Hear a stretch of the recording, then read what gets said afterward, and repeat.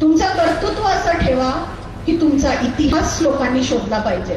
मी आजपर्यंत 10 वर्ष झाले राजकारणात आहे, पण कुठल्याही स्टेजवरनं जाहीरपणे कधीही मी सांगितलं नाही की मी शाहू महाराजांच्या घराण्यातल्या कुळातली मुलगी आहे म्हणून, कारण माझ्या कर्तृत्वावर विश्वास आहे। मला माझ्या पूर्वजांच्या नावाने मतं मागायची गरज नाही।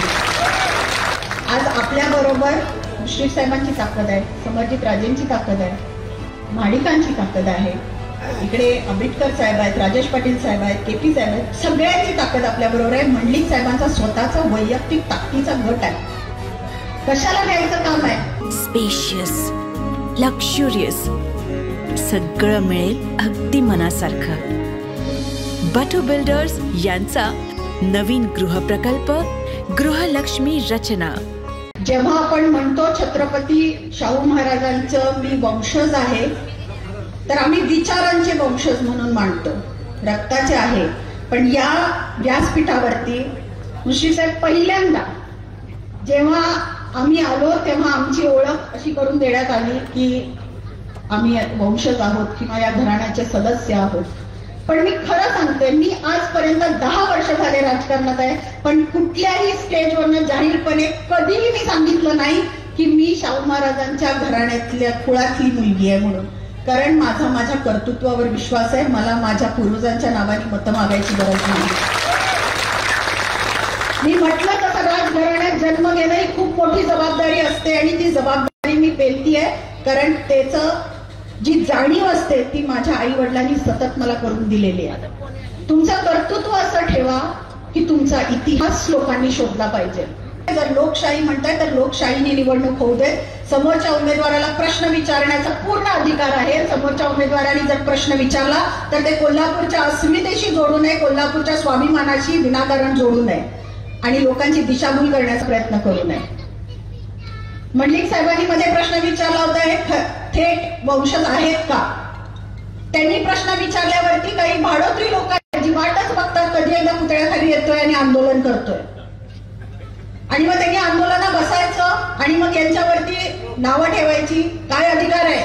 गादीचा अपमान केला। अरे कसा केला? याच्यापूर्वी कितीतरी मीडियाने हा विषय मांडलेला आहे, कितीतरी वर्तमानपत्रात हा विषय छापून आला, तेव्हा गादीचा अपमान तुम्हाला लक्षात नाही आला? जी घडलेली गोष्ट आहे, जी इतिहासातली गोष्ट आहे, ती मान्य करण्यामध्ये कमीपणा बसलाय। याच्यामध्ये वाईट वाटण्यासारखं काहीच काम नाही। पण या उलट त्यांचा प्रचार अगदी वैयक्तिक स्तरावरती, संजय दादांच्या अगदी वैयक्तिक स्तरावरती, त्यांच्या घरामध्ये मुलं बाळ नाहीत, त्यांना मन नसेल, त्यांना वाईट वाटत नसेल।